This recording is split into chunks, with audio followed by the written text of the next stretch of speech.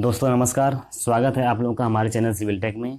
आज हम लोग पढ़ने जा रहे हैं एसएससी जेईई के प्रीवियस ईयर पेपर हैं जो कि जीएस वाले पार्ट को हल करने जा रहे हैं। पहला क्वेश्चन दिया है, कह रहा है कि राष्ट्रीय आय का आकलन करते समय निम्नलिखित में से किसकी गणना नहीं की जाती है।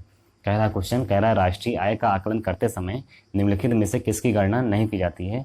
तो करेक्ट आंसर आपका हो जाएगा गृहिणी की सेवाएं। क्या हो जाएगा? गृहिणी की सेवाएं। सेकंड वाला आंसर यहाँ पर करेक्ट हो जाएगा कि मतलब राष्ट्रीय आय का आकलन करते समय गृहिणी की सेवाओं को जो है गणना में नहीं लिया जाता है। तो किसको किसको लिया जाता है इसको देख लेते हैं। पहला दिया है निजी सचिव की सेवाएं, निजी सचिव की सेवाएं, ये आपका सही है। दूसरा दिया है कार चालक की सेवाएं, ये भी लिया जाता है। तीसरा दिया पर्यटक गाइड की सेवाएं, ये सब जो है तीनों लिए जाते हैं। गृहिणी की सेवाएं जो होती हैं, जो हाउस वाइफ होती हैं, उनकी जो सर्विस होती है वो जो है गणना में नहीं लिया जाता है। अगला क्वेश्चन देखते हैं, कह रहा है क्या समानांतर अर्थव्यवस्था, समानांतर अर्थव्यवस्था किसके कारण उभरती है। ये क्वेश्चन अच्छा है। कह रहा है समानांतर जो अर्थव्यवस्था होती है वो किसके कारण से उभरती है। तो करेक्ट आंसर हो जाएगा टैक्स इवेजन। क्या हो जाएगा? टैक्स इवेजन मतलब कर वंचन। कर वंचन आपका यहाँ पर आंसर करेक्ट हो जाएगा, यानी चौथा वाला आंसर यहाँ करेक्ट है।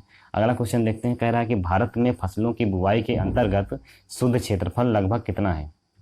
ये भी अच्छा क्वेश्चन है। कह रहा है भारत में फसलों की बुवाई के अंतर्गत शुद्ध क्षेत्रफल या नेट एरिया लगभग कितना है। तो आपका 14 करोड़ हेक्टेयर है। कितना है?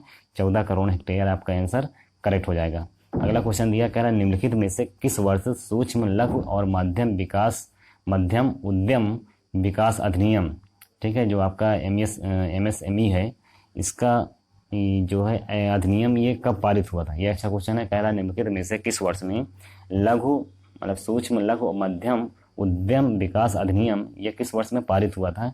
तो करेक्ट आंसर हो जाएगा 2006 में। 2006 में जो है सूक्ष्म लघु मध्यम उद्यम विकास अधिनियम जो है पारित किया गया था।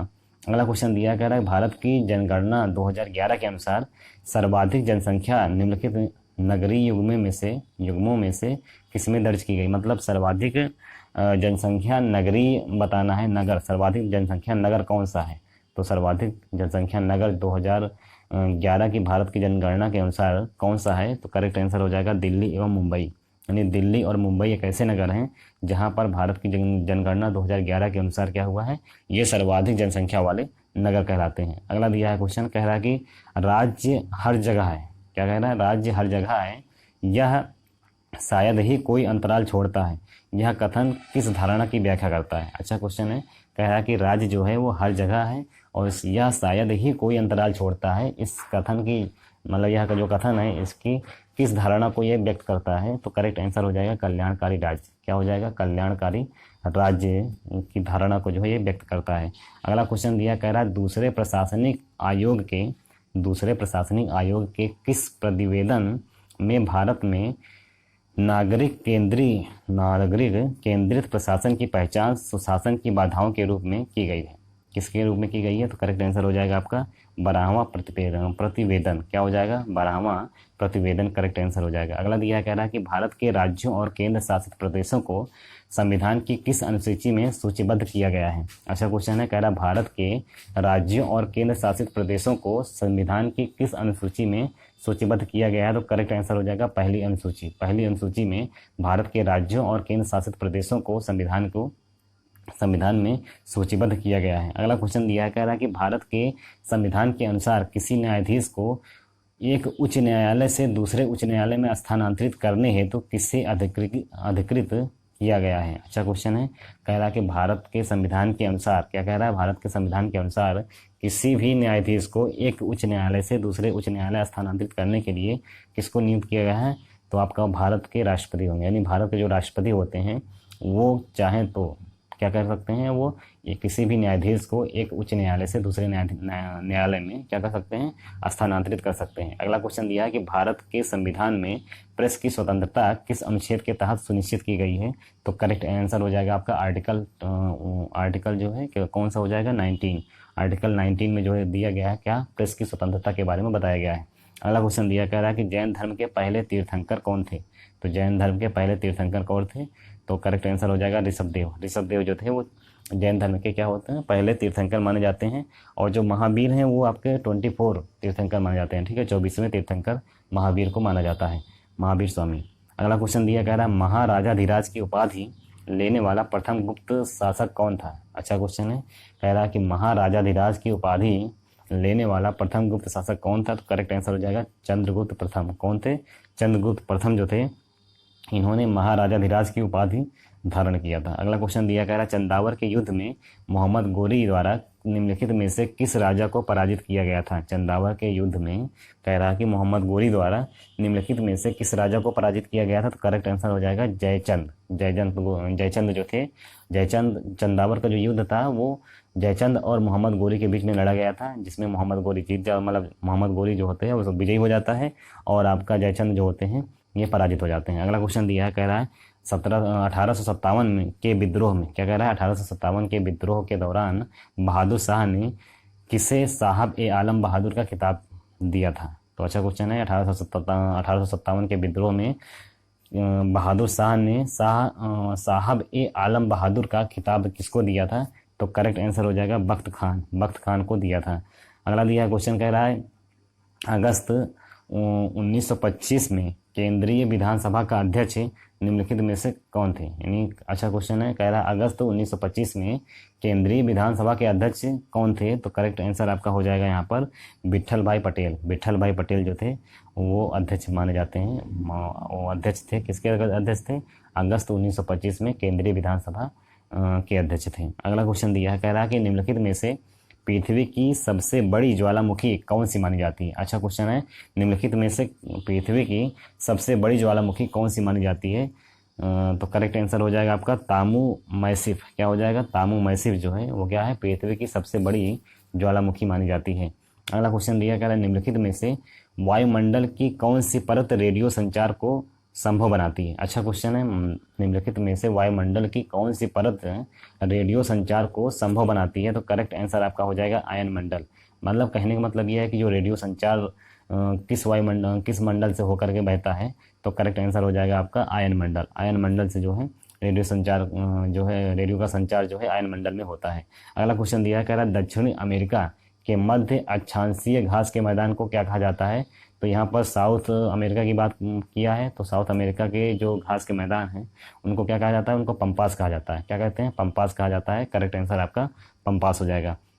अगला दिया है महात्मा गांधी जल विद्युत परियोजना किस जलप्रपात पर स्थित है? तो महात्मा गांधी जल विद्युत परियोजना जो है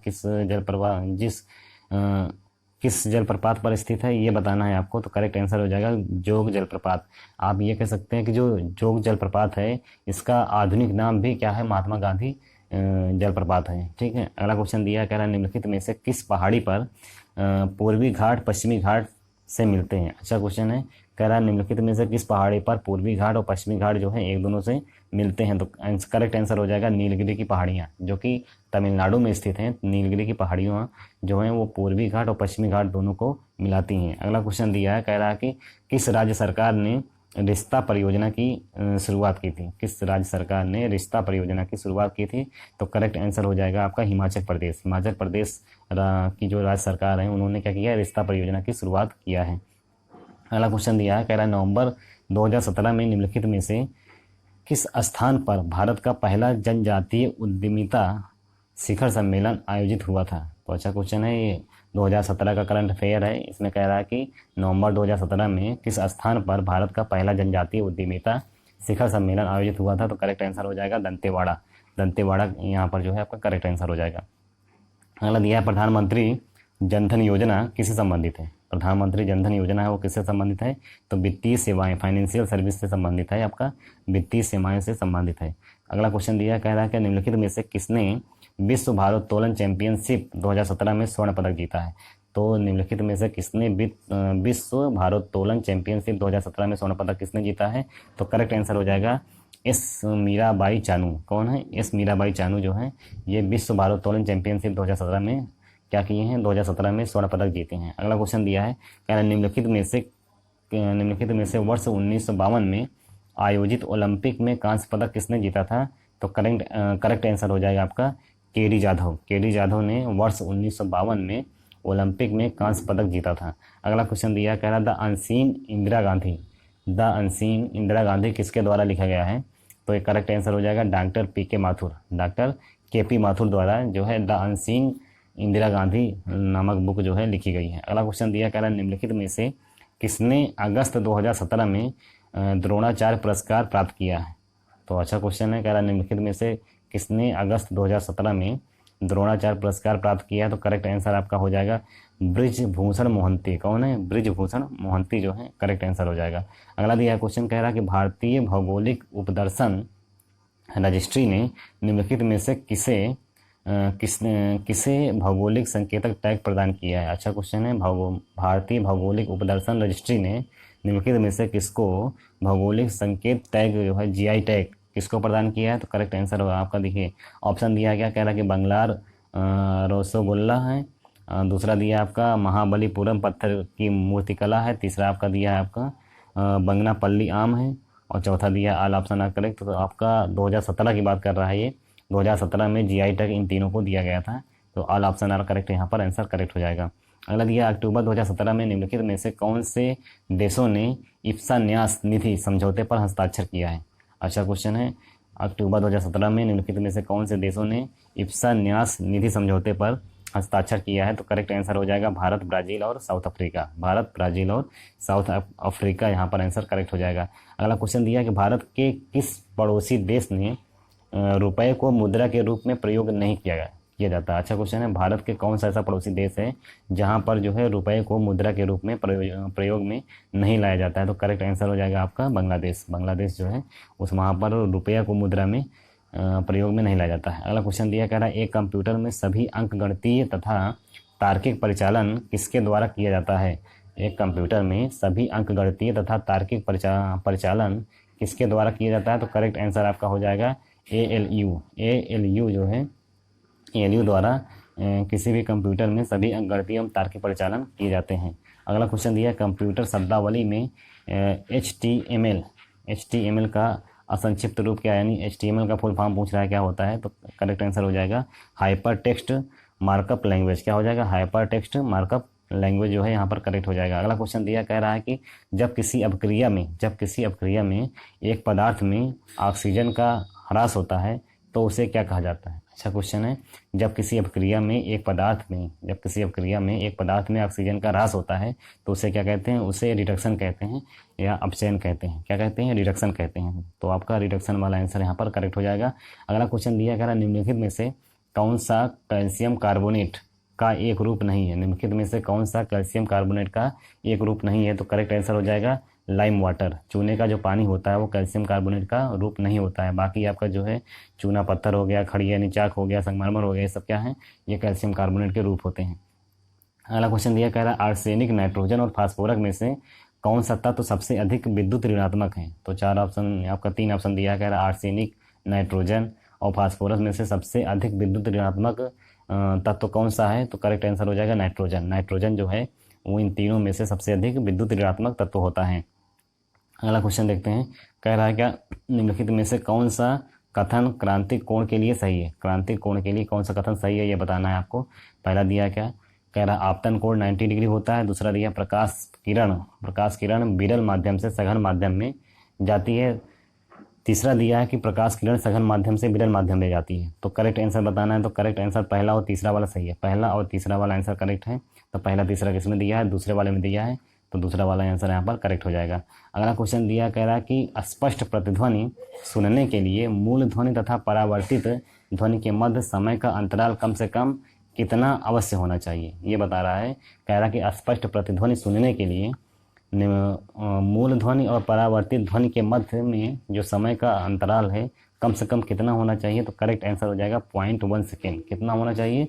0.1 सेकेंड जो है होना चाहिए। अगला क्वेश्चन देखते हैं, कह रहा है निम्नलिखित में से कौन सा एक विद्युत का चालक नहीं है। निम्नलिखित में से कौन सा एक विद्युत का चालक नहीं है। तो करेक्ट आंसर हो जाएगा एबोनाइट। एबोनाइट जो है वो विद्युत का चालक नहीं है। ठीक है, विद्युत का चालक एबोनाइट नहीं होता है। बाकी मरकरी हो गया, मैग्नीज हो गया, लोहा हो गया, सब क्या होते हैं, ये विद्युत के चालक होते हैं, जबकि एबोनाइट जो होता है वो विद्युत का चालक नहीं होता है। अगला क्वेश्चन देखते हैं, कह रहा है निम्नलिखित में से कौन सा कथन सही नहीं है। कौन सा कथन सही नहीं है ये बताना है आपको।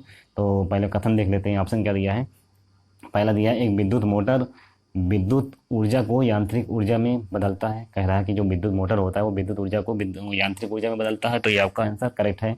दूसरा दिया है एक विद्युत जनित विद्युत जनित यानी जनरेटर जो होता है वो विद्युत चुंबकीय प्रेरण के सिद्धांत पर कार्य करता है, तो ये भी सही है आपका।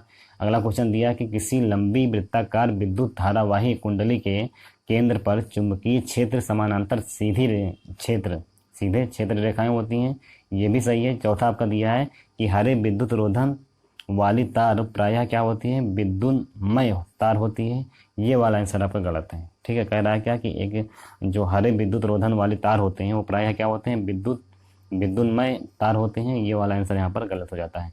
अगला क्वेश्चन दिया, कह रहा है कि एक वास्तविक गैस किस परिस्थितियों में एक आदर्श गैस के रूप में क्रिया कर सकती है। अच्छा क्वेश्चन है, कह रहा है कि एक वास्तविक गैस किस परिस्थितियों में एक आदर्श गैस के रूप में क्रिया कर सकती है, तो करेक्ट आंसर हो जाएगा low pressure and high temperature. Low pressure and high temperature के केस में क्या होता है, एक वास्तविक गैस जो होती है वो एक आदर्श गैस के रूप में क्रिया करने लगती है। अगला क्वेश्चन देखते हैं, कह रहा है स्कर्वी रोग जो होता है कौन से विटामिन की कमी से होता है, तो स्कर्वी रोग आपको शायद पता, क्या इस बताने वाली चीज़ नहीं है, विटामिन सी की कमी से होता है। अगला क्वेश्चन देखते हैं, कह रहा है एक औसत वयस्क व्यक्ति में, क्या कह रहा है कि औसत वयस्क व्यक्ति की विश्राम अवस्था में प्रति मिनट श्वसन दर की सामान्य परास कितनी होती है, तो लगभग 12 से 18 होती है। क्या होती है, 12 से 18 होती है, यानी प्रति मिनट जो है श्वसन दर कितना होता है, 12 से 18 होता है। अगला देखते हैं क्वेश्चन, कह रहा है निम्नलिखित में से कौन सा तत्व हीमोग्लोबिन में पाया जाता है, तो बताना है आपको कि हीमोग्लोबिन में कौन सा तत्व पाया जाता है। करेक्ट आंसर हो जाएगा आयरन। हीमोग्लोबिन में आयरन पाया जाता है, ये तो आपको पता ही होगा। अगला क्वेश्चन देखते हैं, आंतरिक निषेचन क्या होता है। कह रहा है आंतरिक निषेचन जो होता है, इंटरनल फर्टिलाइजेशन जो होता है वो क्या होता है, तो करेक्ट आंसर यहाँ पर देखते हैं क्या होता है। करेक्ट आंसर हो जाएगा मादा के शरीर के भीतर होता है। मतलब क्वेश्चन क्या था, कह रहा है जो आंतरिक निषेचन होता है वो कहाँ पर होता है, ये क्वेश्चन है। तो क्या कहाँ पर होता है, तो आपका इनसाइड फीमेल बॉडी, मतलब मादा के शरीर के भीतर होता है। अगला क्वेश्चन देखते हैं, कह रहा है कि अभिनेत्र लेंस रेटिना पर किस प्रकार का प्रतिबिंब बनाता है। तो ये देखिए, इस तरह के क्वेश्चन जो है लगातार आते रहते हैं, किसी न किसी पेपर में लगातार आते रहते हैं, तो इसको याद कर लीजिए आप लोग कि अभिनेत्र लेंस जो होता है वो रेटिना पर किस प्रकार का प्रतिबिंब बनाता है, तो करेक्ट आंसर हो जाएगा उल्टा और वास्तविक। क्या होता है, इन्वर्टेड एंड रियल, यानी उल्टा और वास्तविक जो है प्रतिबिंब बनाता है कौन, अभिनेत्र लेंस जो होता है वो रेटिना पर उल्टा और वास्तविक प्रतिबिंब बनाता है। अगला क्वेश्चन देखते हैं, कह रहा है इन्फ्लुएंजा रोग जो होता है वो निम्नलिखित में से किसके कारण होता है। इन्फ्लुएंजा रोग जो होता है निम्नलिखित में से किसके कारण होता है, तो करेक्ट आंसर हो जाएगा वायरस के कारण इन्फ्लुएंजा रोग होता है। अगला क्वेश्चन देखते हैं, कह रहा है क्या निम्नलिखित में से कौन ताजमहल के पीले होने का कारण है। ताजमहल के पीले होने का कारण निम्नलिखित में से कौन है, ये पूछ रहा है, तो आपका हो जाएगा सल्फर डाइऑक्साइड। सल्फर डाइऑक्साइड जो होता है वो ताजमहल के पीला होने का कारण है। अगला क्वेश्चन देखते हैं 98 नंबर क्वेश्चन, कह रहा है निम्नलिखित में से कौन वायु प्रदूषण की जांच करने में सहायक होता है। निम्नलिखित में से कौन वायु प्रदूषण की जांच करने में सहायक होता है, तो करेक्ट आंसर हो जाएगा लाइकेन। लाइकेन क्या होता है, लाइकेन जो होता है वो आपका वायु प्रदूषण की जांच करने में सहायक होता है। अगला क्वेश्चन देखते हैं, कह रहा है निम्नलिखित में से कौन सा एक कण प्रदूषण नहीं है। कह रहा है निम्नलिखित में से कौन सा एक कण प्रदूषण नहीं है, तो करेक्ट आंसर हो जाएगा ओजोन। ओजोन जो होता है वो प्रदूषक नहीं होता है। बाकी डस्ट हो गया, काजल हो गया, धुआं हो गया, स्मोक जिसको बोलते हैं, ये सब क्या होते हैं, ये एक प्रकार के प्रदूषक या पॉल्यूटेंट होते हैं। अगला क्वेश्चन देखते हैं, कह रहा है मैदानी पारिस्थितिकी तंत्र का किस प्रकार का जीवभार या बायोमास पिरामिड होता है। कह रहा है मैदान जो होता है वो पारिस्थितिकी तंत्र का किस प्रकार का बायोमास पिरामिड होता है, तो करेक्ट आंसर हो जाएगा अपराइड, यानी ऊपर की ओर होता है। तो इस प्रकार से 50 क्वेश्चन हम लोगों ने हल कर लिया है। अगर आपको हमारा वीडियो पसंद आता है तो प्लीज़ लाइक करें, शेयर करें, सब्सक्राइब करें। थैंक यू, धन्यवाद।